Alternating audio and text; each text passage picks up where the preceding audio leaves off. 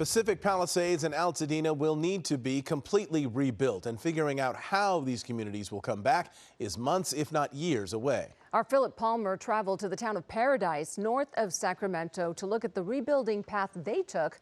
Paradise was leveled by the Camp Fire 6 years ago. In this 7 on Your Side Solutions report, Philip shows us how Paradise is becoming a fire-resilient town.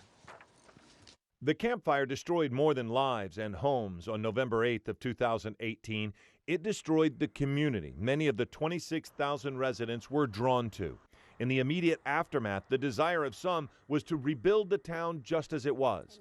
But for others, the new Paradise had to be different than the old. It was really important to us that we learned lessons from what happened here and that we share those. But we're really looking at the science that exists now to make it better here. Paradise was a blank slate 6 years ago, and the path of least resistance would have been to rush a timeline and allow residents to rebuild immediately. Instead, political leadership decided to require building standards never seen before in an effort to avoid repeating history. We live in a wildland-urban interface. We know that there's a chance of wildfires.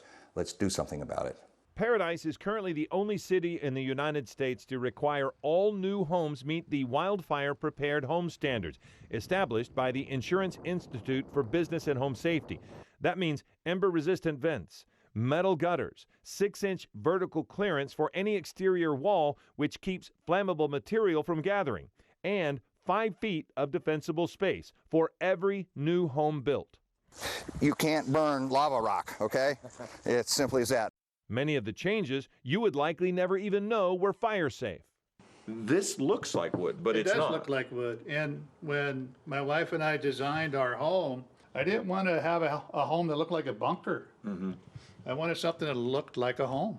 And so you can do that, right? This is cement fiber siding, cement fiber pieces of strips that looks like wood once you paint it. Traditional fences are fine, but the last 5 feet next to the home must be non-combustible material because 6 years ago, many fences brought the fire right to the home. It first and foremost comes down to building your home to a high standard so that you have a home to come back to. Safety has come at a cost. The median home price before the fire was $236,000. Now it's $450,000. But the community is doing what it can to defray some of those costs. Jen Goodland of the Rebuild Paradise Foundation says they provide pre-approved FireWise design plans and grants for hardening the home against fire. The idea is if we're building back, let's manage it better this time, right? We have a new start. Okay, so let's start with right after we build the home.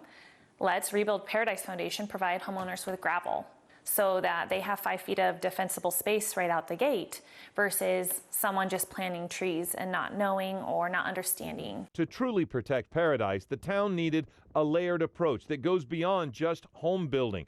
Outside of town, hundreds of thousands of trees are being removed to slow the intensity of any fire as it approaches.